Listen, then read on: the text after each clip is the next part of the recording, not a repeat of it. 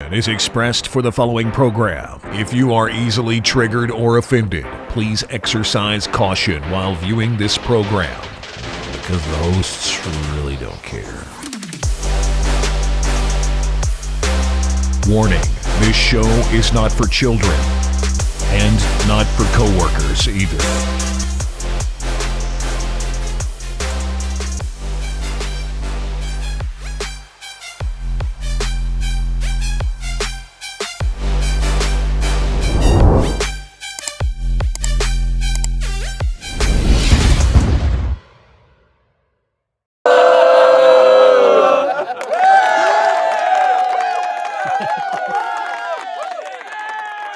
Biden names Ethan Hunt AI policy advisor.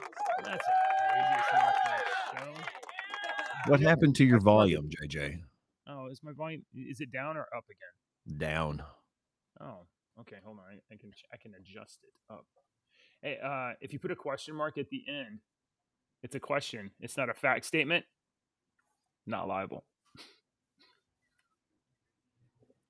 Good morning, Deacon. How are you, sir? Hey, I'm doing great. We got a great start to the show. It's Oh, been a strong start yeah. so far. Oh. I'm doing wonderful. Just wonderful. Did you go trick-or-treating, or are you children too old for that?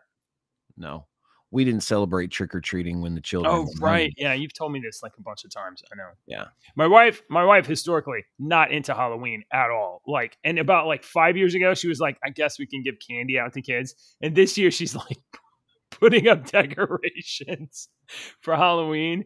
And it's the kids. The kids get to dress up in costumes and run around the neighborhood. And I think my wife's into it. So I asked one of my kids, now they're older, I was like, do you feel like you missed out on anything that we didn't let y'all go trick-or-treating? And they said no. Cavities, maybe. Yeah, maybe. Cavities. They didn't miss out on anything.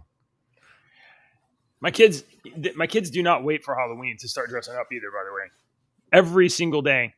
Oh, yeah, they would have little we right. would get costumes, and they would have little dress-up things and whatnot. And the best thing, we talked a lot of times about thrifting and Goodwill and stuff. There's like constantly costumes for sale at Goodwill for like $2 or whatever. We have, I'm not joking, 60 costumes easily, and they wear them all the time. Let them wear them. That's awesome. Yeah. That's awesome. Anyway, it's cold last night, so I took my kids out trick-or-treating, and then my youngest daughter wakes up, and the first thing she asks me is, can I have candy? To which I say, no. Of course. And then there was 30 minutes of crying, screaming, bawling, negotiating, stomping, starting to take your clothes off, which is an interesting fighting technique. I don't really get into that. And eventually I had to give up and call mom and be like, will you tell her she cannot have candy? So sounds interesting. Yeah, I've been through those. Great. We were filming our one daughter on the floor throwing a fit on the floor for like 2 minutes. And at the very end, she goes, I'm putting this on your wedding video.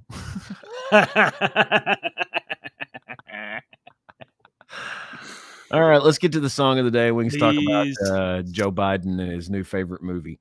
Yeah. Okay, so song of the day today, if you go over to our Discord server above JJ's head, it's November the 1st, All Saints Day. So we're starting a brand new whatever to finish out the week. We may go into next week as well.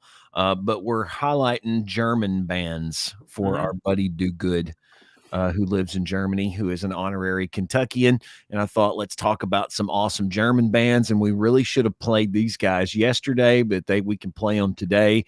The German band today is one of the great late 80s, 90s power metal bands.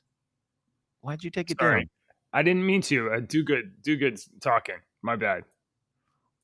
Eagle Fly Free is one of my favorite songs from Halloween.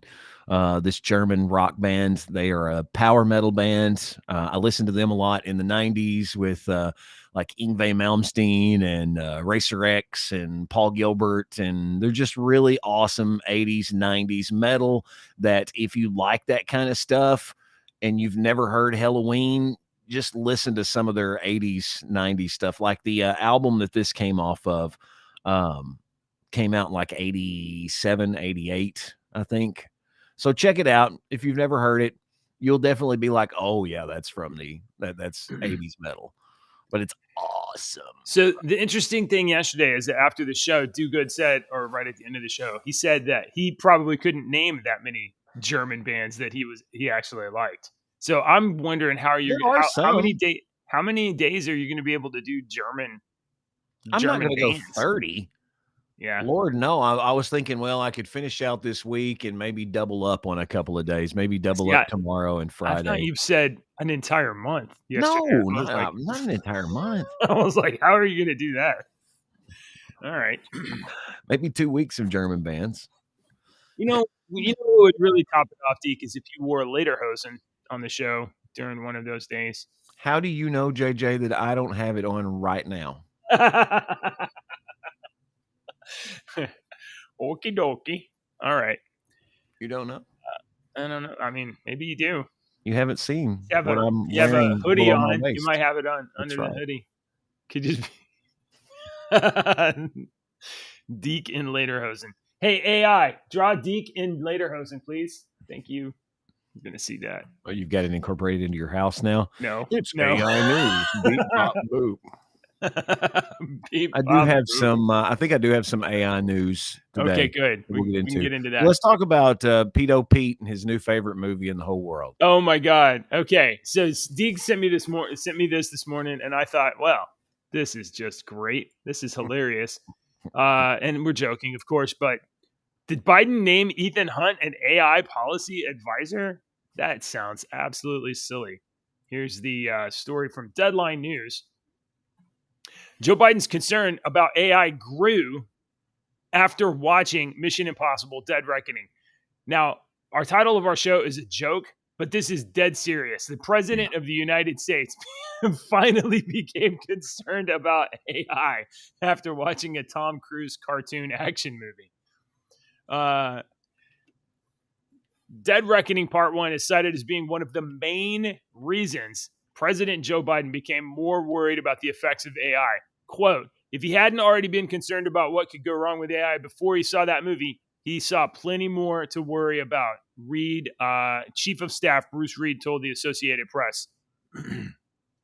I haven't seen the movie, Deke, and I know you haven't seen the movie. Why do you assume I haven't seen the movie, JJ? Because if Tom Cruise comes on your TV, you have to buy a new TV.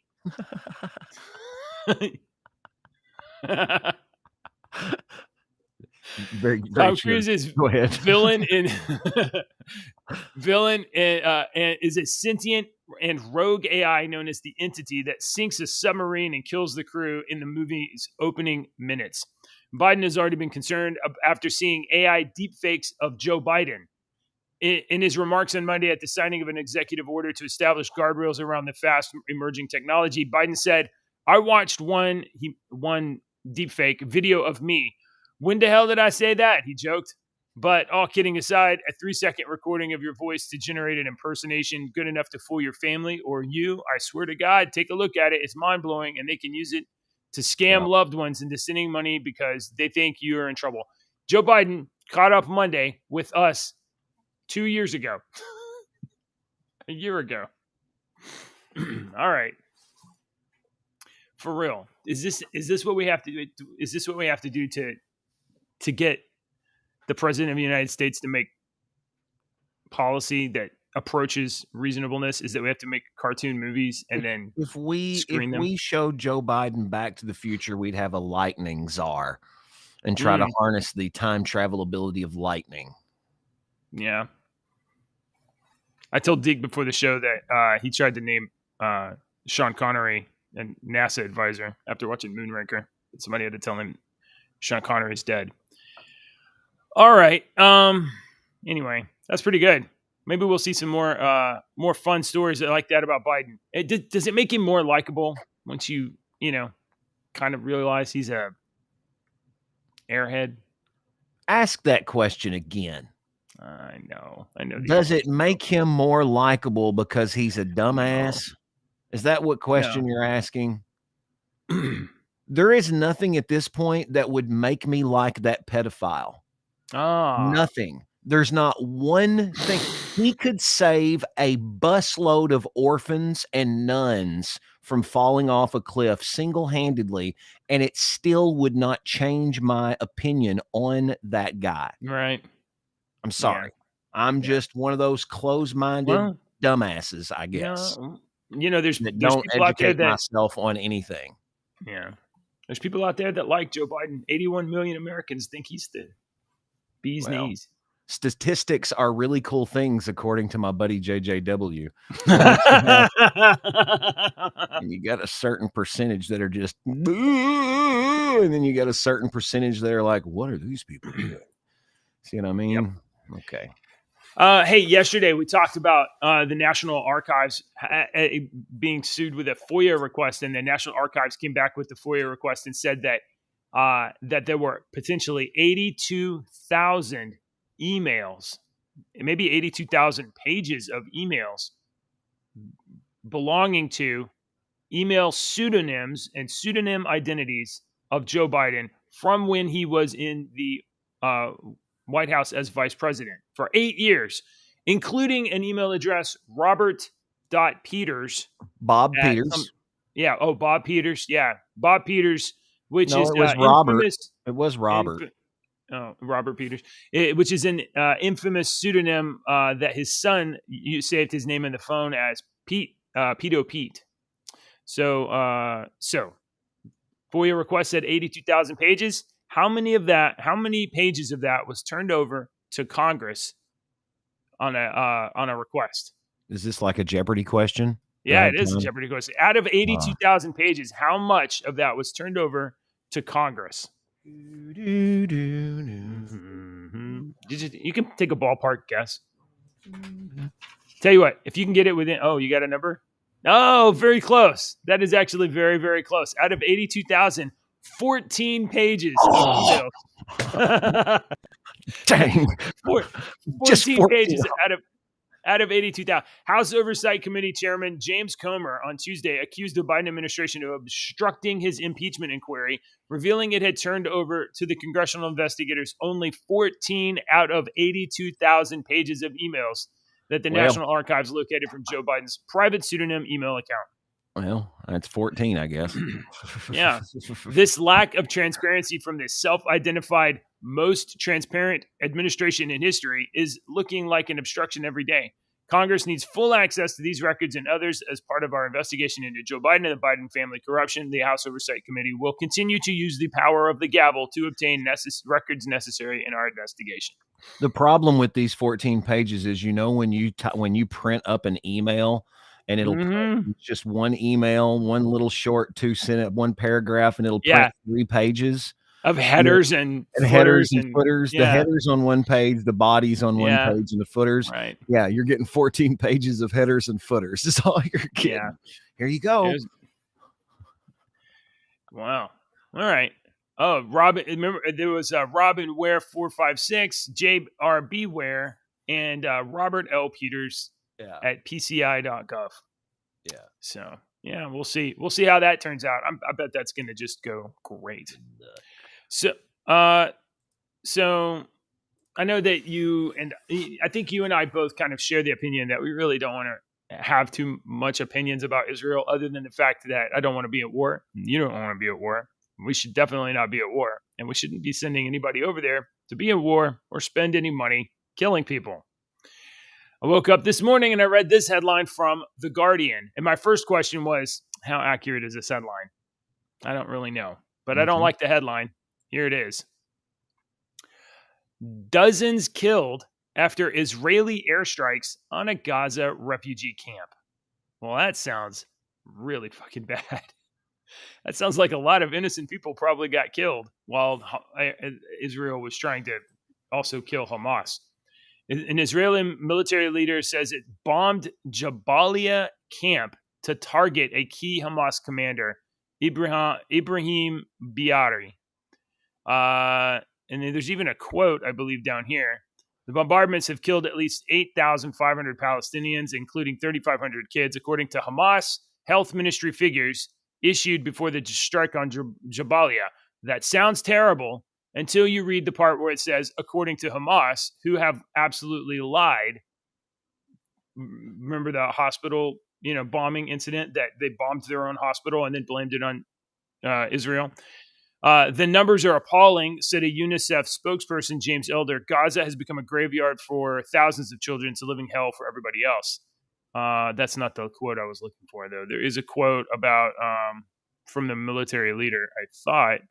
Anyway, apparently underneath this camp, there's also like a bunch of tunnels that Hamas was using to, weasel around and stuff. This is bad. It looks bad. And the Guardian printing quotes from Hamas is straight up incompetent. So I don't know. It's not good. Supposedly, I read an article where Hamas was going to let foreign people out of Gaza today via one place, like one airport or something. I thought it's the Rafah gate or whatever at Egypt or something like that. Maybe. So I hope they let them out. It was Wednesday, so it would be going on there now since it's middle of the day and Wednesday over there.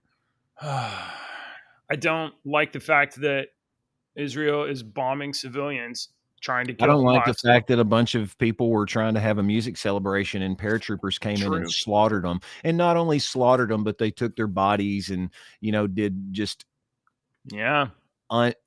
animalistic things. Barbaric things. They weren't all Jews I don't either. Like that either. German citizens. Taiwanese. We know in physics, for every action, there is an equal and opposite reaction. Everyone needs to remember this. That is what your choices are. We call them choices, but they're not choices. They're actions, and they have reactions to everything that happens that ripple on. One of my choices that I called a mistake for a long time, one of my choices, my personal choices, is responsible for the lives of 4 people. 4 people are alive because of my choice. One choice. Yeah. I've dwelt on this many hours. Yeah. So when you have something like this and war, going back to the beginning of humankind, there's all the innocence is the first casualty of war, I think is how the saying goes. There's no clean exit here, though. Like, there's no way that the people that live in Gaza or Palestine or whatever are going to accept peace, and the people in Israel cannot accept being just exterminated, which seems to be the Hamas policy.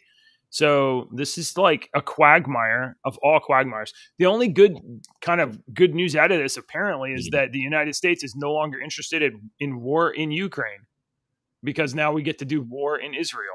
Oh, JJ, please don't be distracted by the dancing woman in front of you while David Copperfield moves this elephant in the back, okay?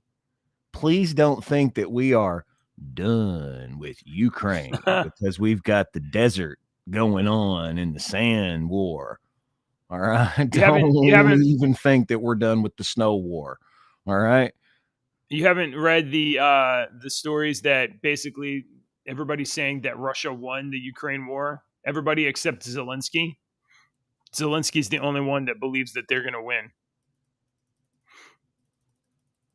All right. And now it looks like the U.S. is diverting resources. I don't know.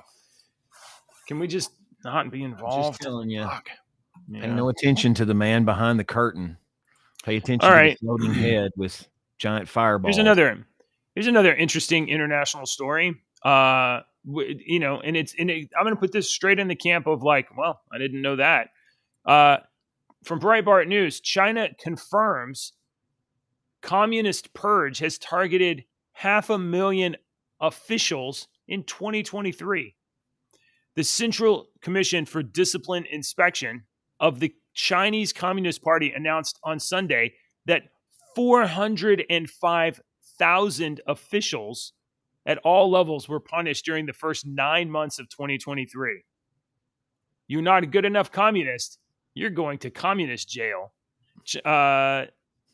The CCDI said that over 20,000 tip-offs this year, and authority processed 12,000 bribery cases, and a vast herd of communist officials were marched into education, recidification camps.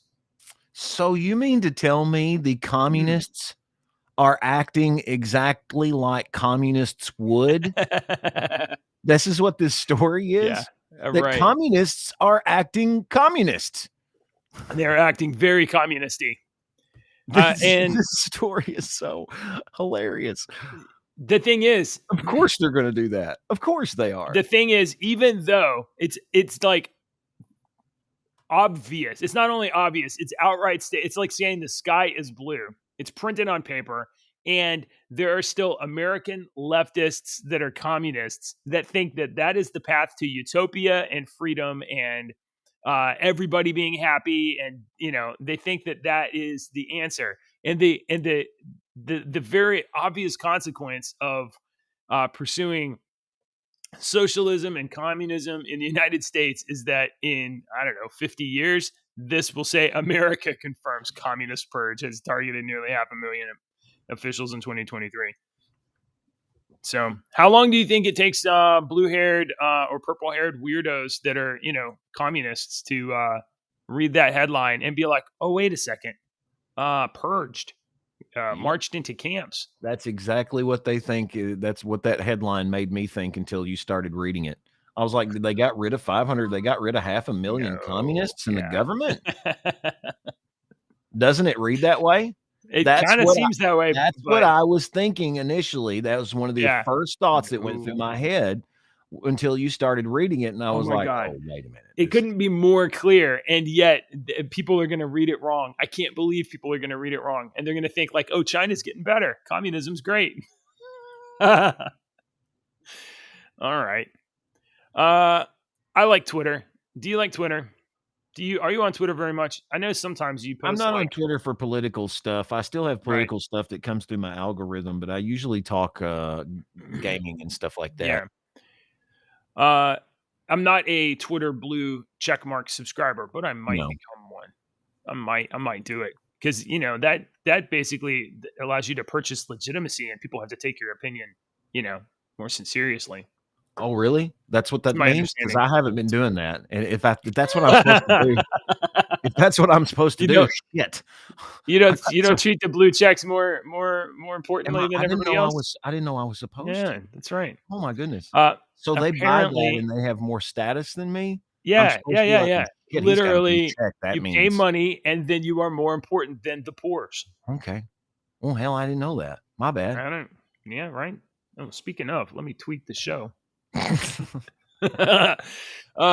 Elon Musk's ex Twitter has apparently, according to somebody, lost 55% of its value in 1 year. So if you remember last year, we were like, oh, Elon's going to buy Twitter for $44 billion. It was the story that went from March until like October. It was just constantly up. Elon's going to buy Twitter. And then Elon's trying to sue Twitter. And then Elon's trying not to buy Twitter. And then, nope, they're going to buy Twitter. And then he bought Twitter. And Twitter's better now. It is better. But apparently... Elon should have smart people around him, and they should have seen this coming. Okay, this should have been an obvious... Oh, losing value? You do this, you're going to lose value for a certain number of years before it catches back up, and you're going to gain at least some of it back. It might not ever be back to where it was, but you're going to get 75% of it back and completely destroy a liberal platform. Is that worth 25% loss, completely destroying a liberal platform that has, influenced votes and blah, blah, blah? If I was a super uber billionaire, I'd be like, well, fuck yeah, I'll spend that money for that. I mean, honestly, I like the model. I even like the Twitter Blue, like $8 a month model or whatever. I like the model because I mean, previously it was people would make all kinds of bot accounts and farm all kinds of. I think the blue check just make sure that you're you get seen. There's some benefits to it, but the first thing it does is make sure that you're basically a real human. Yeah, okay. It's basically verification of a human because the scale at which you have to have like bot accounts to manipulate stuff is so large that it would be outrageously expensive to charge to pay $8 per fake account for 250,000 accounts if you're just trying to like troll the world. So the first thing it does is it's not guaranteed, but it does a good job of weeding out fake accounts from real accounts, which is something that no other platform does very well. Anyway, Elon Musk's is now valued at this is terrible writing. Lucas Nolan, I'm putting you on blast, Lucas. Here's the story. Elon Musk's is now valued at a paltry $19 billion valuation. You should probably put a noun in there, Lucas.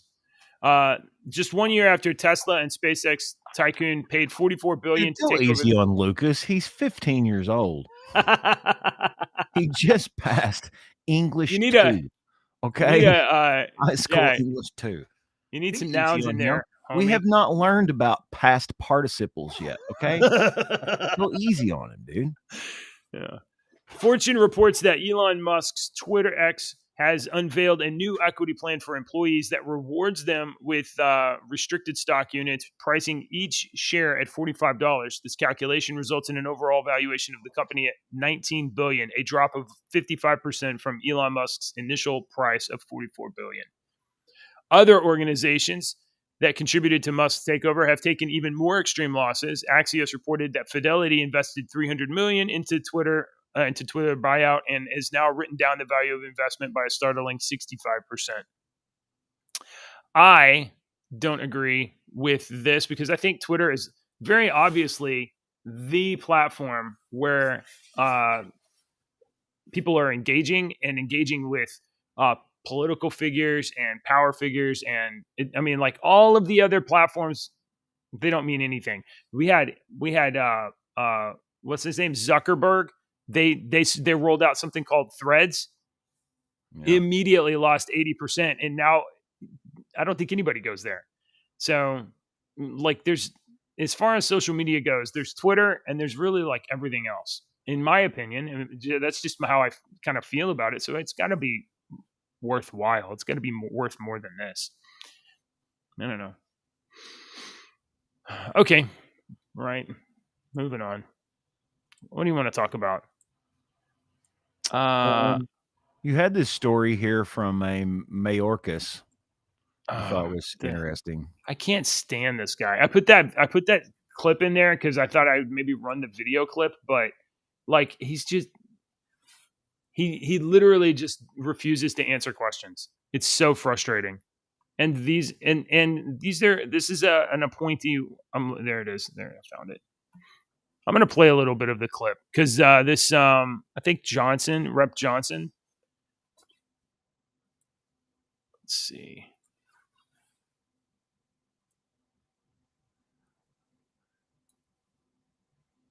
Hang on. I can't get the Bigonate button to Bigonate, but I can see a giant ad for a quarter.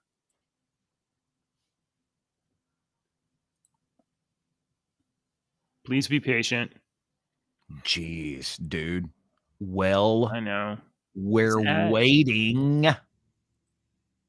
I know. I need to watch Caddyshack again.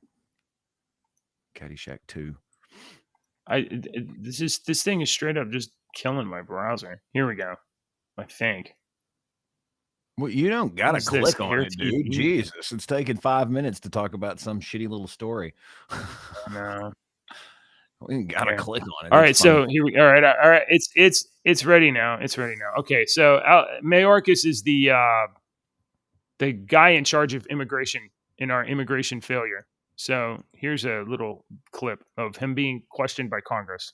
To what extent do we have a handle on where these 6 million people are in America? Senator, as you well know, when an individual is indeed released, they are released into immigration enforcement proceedings and are subject to removal if they do not have a legal basis to remain in the United States. You're not answering the question. Where do these people reside? We know we've got about 100,000 in New York, and New York Mayor Adams says it will destroy New York. That's, by the way, less than 2% of the 6 million people. So less than 2%, 100,000 is going to destroy New York.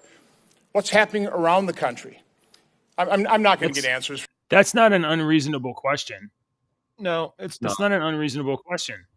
If 100,000 would destroy New York City, and New York City is the biggest city in the world, is it the big city in the world? Maybe not. Biggest city in America for sure. And we have like 100 times, 200 times that many that are just released. Like, where are they at, and what are they destroying? From Secretary Mayorkas. Director Wray, what are you doing It's Chris Wray. to track these people and investigate the potential threat? So we are tackling it through a variety of means. There are some categories I would put kind of in the terrorist watch list category, and there it's our joint terrorism task forces that are working with partners throughout the law enforcement community to try to identify. So how many those. agents do you have tasked to investigate potential terror threats coming into this country and those 6 million people, and particularly the 1.7 million gotaways? How many agents are on investigating that flow of illegal immigrants? Well, I don't know that I can give you the exact number, but let me try to ballpark. Let me try it Is this it- way. Is it 100? Is it a couple hundred? Is it? I mean, just a ballpark. Well, I would say we have Several. Thanks. Okay. 3. Yeah. That's several, isn't it? It's not an unreasonable question from a congressperson trying to do oversight of the executive branch. I mean, that's what is supposed to happen. You're not supposed to trust the president and the executive branch. That's where the CIA and the NSA are.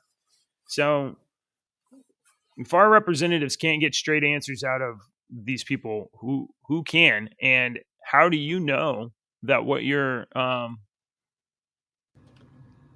they're saying is true at all? Anyway, so we probably have several, according to Chris Wray. Like 3 or 4. He's probably saying Not several bad. hundred. Yeah. It's a couple. 2 or 3. Let's say it's several hundred. Let's say it's 500 agents. I think that's being pretty generous. 500 agents, 2 million getaways. How many cases is that per agent? That's a lot. It's a huge number. It's unreasonable. Go to your All other right. one, and then I got some here that are kind of not having anything to do with political stuff. But you've got that one with Yeah. the Oh, the apology. McConnell. Oh, well, the The what? McConnell story, I thought I can bring that one up. This Yeah, this I don't know brought what's a going on good little question to my mind, and so let me explain what's going on. McConnell tells the Senate, if it'll show, McConnell tells Senate Democrats to back off on Supreme Court. Mitch McConnell warned Senate Democrats on Tuesday about issuing subpoenas to 2 prominent billionaires and a conservative activist because of their friendly ties to conservative members of the Supreme Court, calling a move totally inappropriate. McConnell essentially told Democratic colleagues to back off after a Senate Judiciary Committee, Dick Durbin, announced this week that his committee will subpoena 2 businessmen who extended personal hospitality to conservative justices Clarence Thomas and Samuel Alito. What he's targeting here is private citizens with no legislative purpose. I think it's completely and totally inappropriate, McConnell said at a press conference Tuesday. JJ, Mm-hmm. we're very much against this kind of stuff, you know. But when it's happening on your side, you're kind of like, you know, McConnell is straight up saying back off from these guys that are controlling this stuff. So this whole thing is that, like, there's this one justice on the Supreme Court that has a buddy, that has a friend, and I mean like a friend, like a rich friend, and they go on vacations all the time, or like frequently, or whatever. Right. That's the whole deal. Why are we? I'm just you wanna letting you watch. Play the clip. No, well, okay. I was just letting you watch. Slow down there, Democrats. Do you have any reaction to Senator Durbin's announcement? I might not have been able to. The Judiciary Committee is going to subpoena Harlan Crow, Robin Hartley, I might not have been able Leonard to. Leo Crap. as part of I probably didn't. So this whole thing is, I think it's Clarence Thomas. Clarence Thomas has a friend who's rich. And the thing about rich people is, like, they're rich and they want to go like on vacation and stuff. And they may want to go hang out with people that they're, but they're rich. So you can't just go like schmooze with normal people, because normal people would be like, oh, give us money, please. So he's friends with this rich guy, and this rich guy's like, hey, I want to go to like Greece. And Clarence Thomas was like, well, that's cool, but like I can't afford to go to Greece. And the rich guy's like, I'm rich. Just come to Greece. Bring your family. Let's go to Greece. So they go to Greece or wherever they go. Like, okay, he's got a friend that's rich. What does that mean? Does that mean that he changes his values, his mind, his attitudes on issues because he has a rich friend? I don't know. Wait a minute. Of course, I got a Choo freaking choo. train coming by right now. But while he's there with his family on this vacation that he was never able to Yeah. afford himself with his friend, and his friend's like, hey, I've treated you to this whole vacation. You know, I'd like to have some time with you to talk about something that concerns me. Blah, blah, blah, XYZ. This is how I really feel Maybe. about it. I hope you enjoy your vacation. Maybe we can do it again next year or sometime in the future. See, that would okay. You don't so think that would that kind of maybe crap happens right now as we're speaking every second of the day? I am sure that those kind of exchanges of, goods for value happen. Absolutely. I don't know.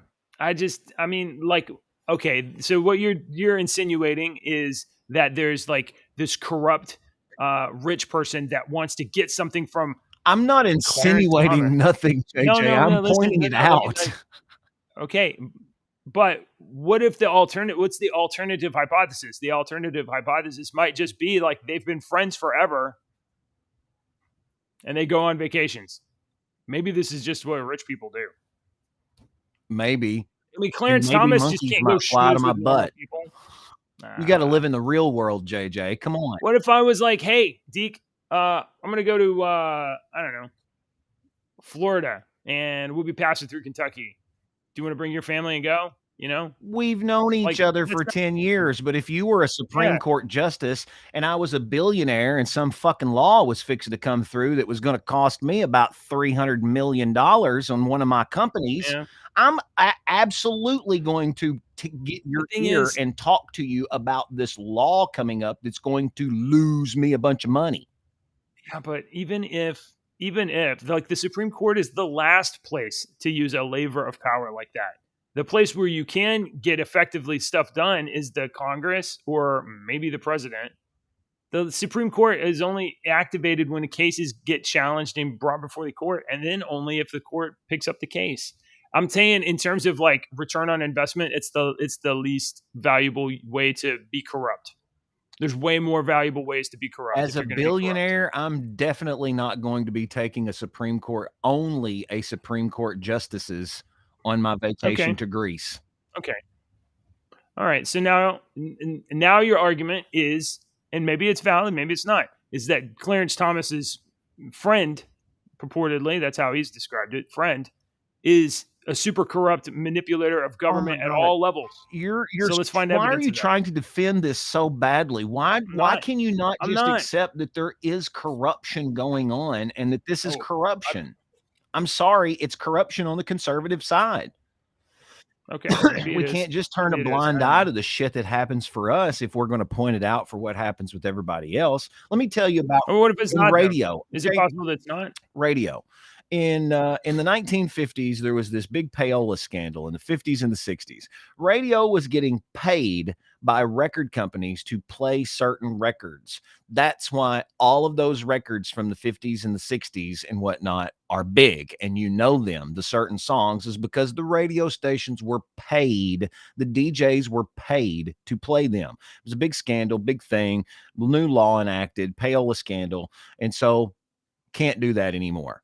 So fast forward 30 years, they figured out how to do it again. We used to get free trips, free CDs to give away on the air. We could keep some free trips. We'll give you 2 cruises, or we'll give you 3 cruises to give away 2 on the air and 1 to give your people, however you see fit. Okay. Just make sure that you play. I get 40 spins a week on this particular song, or just make sure I get 60 spins every 2 weeks on this particular song. Okay. There's ways to manipulate stuff like that. And I'm just saying, there's ways that they're manipulating this too.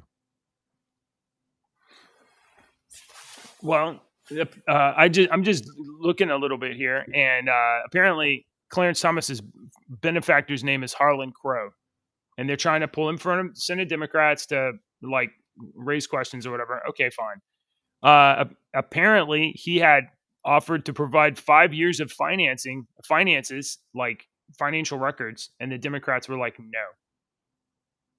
no. And I don't know. I mean, I don't know. I'm hesitant to rush to judgment on stuff. His father was described by Forbes magazine as the largest landlord in the United States. Harlan Crow's father? Fred Trammell Crow was a real estate developer from Texas. Hang on, I'm going to have to go probably. Oh, okay. Well, I don't know. Maybe there's something to it.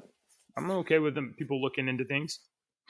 But I also kind of think that there could be alternate explanations. I'm not excusing Clarence Thomas. I don't have a dog in this race, but I don't know. I've heard some other arguments about this situation where maybe it's not abnormal. I don't know. I don't really care. Whatever. As long, you know what? I'm totally in favor of it. I'm gonna change my opinion right now on the air. I'm totally in favor of the Senate Democrats wasting their time asking this guy questions about whatever. And Deke's got to go because he's got a guest in the studio, so we're probably gonna wrap it up. We'll talk about some DoorDash stuff tomorrow. We got maybe giant bus batteries and tiny homes too.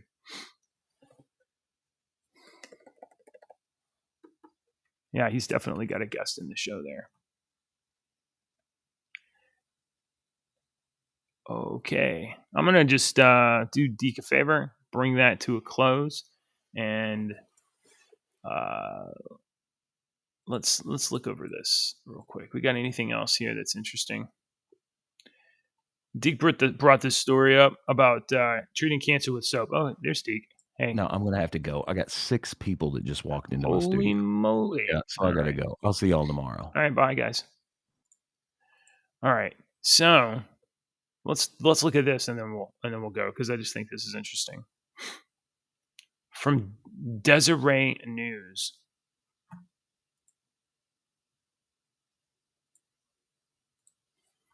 A 14-year-old found a way to treat cancer with a bar of soap. Say what? A 14-year-old, Heman Beckel, has been named America's top young scientist for inventing a type of soap that can fight skin cancer.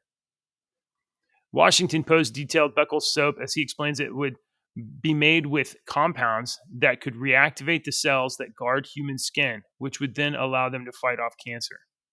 The idea for this invention came to Beckel from living in Ethiopia, where he had witnessed people working in the hot sun on a consistent basis. I wanted to make my idea something that was not only great in terms of science, but also could be accessible to as many people as possible. The American Cancer Society reported that the most common type of cancer is skin cancer, with melanoma rates continuing to increase rapidly over the past few decades. The risk of having melanoma is reported to increase as people age, with an average age of those getting it 65 years old. However, it's also not uncommon even among those younger than 30. Does he tell what's in it? Let's see. Beckel, WIO News explained that Beckel had used medicinal soap with 3 other ingredients in order to make a cancer-curing soap at the cost of 1 bar being 50 cents. Skin cancer is the most common in people living in developing countries. However, the average price of an operation is $40,000. In the U.S., Utah has one of the highest skin cancer rates in the nation, according to Deseret News. The Times of India reported that Beckel's next steps include refining his invention further and establishing a nonprofit organization to distribute the soap to communities in need. Skin cancer fighting soap. That's kind of interesting. Indeed, you are correct, David. Deke was not wearing lederhosen. He buffaloed all of us. Can't believe it. All right. Well, look, I hope everybody had a great October. I hope that you all got to go trick-or-treating with your kids, if you got kids. and they'll still willing to go trick or treating. But now we get to look forward to Thanksgiving. And in a couple weeks, we will all be celebrating with our families and eating a lot of food and putting on weight to stay warm this winter. So I hope that's you. Here's the joke of the day. I'm gonna do my joke of the day, and then we'll close the show out. So if you haven't already, like, subscribe. Deke and I are here most mornings to talk about the news and politics and stuff, and have opinions on things. I just I kind of thinking over this Chief Justice thing, this Clarence Thomas thing. And, I don't really have a real strong opinion. I just kind of don't want to just presume like corruption necessarily. I also am not defending the guy. But as long as Democrats are spending their time questioning some billionaire, they're not spending money. So I like this idea. In fact, we should probably question a lot of people, all kinds of people everywhere. We should spend a lot of time asking a lot of questions to a lot of people and not spending any money. Here's the joke of the day. I went to buy some camouflage gear the other day, but I couldn't find any. Thanks for watching this show, everybody. Let's see. Can't guess the joke if there's no punchline, Dave. All right, folks. We'll be back later. Adios.